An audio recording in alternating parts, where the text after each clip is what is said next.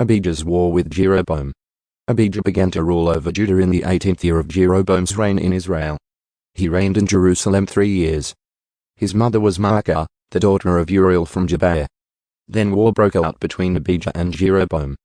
Judah, led by King Abijah, fielded 400,000 select warriors, while Jeroboam mustered 800,000 select troops from Israel.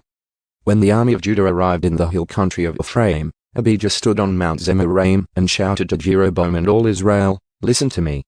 Don't you realize that the Lord, the God of Israel, made a lasting covenant with David, giving him and his descendants the throne of Israel forever? Yet Jeroboam son of Nebat, a mere servant of David's son Solomon, rebelled against his master.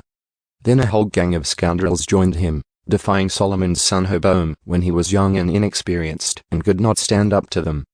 Do you really think you can stand against the kingdom of the Lord that is led by the descendants of David? You may have a vast army, and you have those gold calves that Jeroboam made as your gods. But you have chased away the priests of the Lord, the descendants of Aaron and the Levites, and you have appointed your own priests, just like the pagan nations. You let anyone become a priest these days.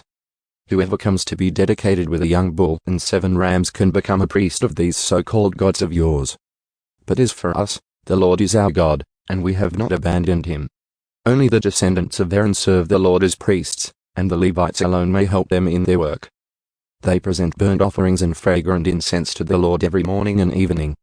They place the bread of the presence on the holy table, and they light the gold lampstand every evening. We are following the instructions of the Lord our God, but you have abandoned him. So you see, God is with us. He is our leader. His priests blow their trumpets and lead us into battle against you. O people of Israel, do not fight against the Lord, the God of your ancestors, for you will not succeed." Meanwhile, Jeroboam had secretly sent part of his army around behind the men of Judah to ambush them.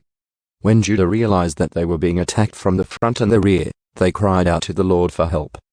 Then the priests blew the trumpets, and the men of Judah began to shout.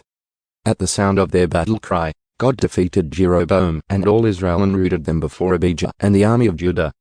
The Israelite army fled from Judah, and God handed them over to Judah in defeat. Abijah and his army inflicted heavy losses on them. 500,000 of Israel's select troops were killed that day. So Judah defeated Israel on that occasion, because they trusted in the Lord, the God of their ancestors. Abijah and his army pursued Jeroboam's troops and captured some of his towns, including Bethel, Jeshanah, and Ephron, along with their surrounding villages. So Jeroboam of Israel never regained his power during Abijah's lifetime, and finally the Lord struck him down and he died. Meanwhile, Abijah of Judah grew more and more powerful.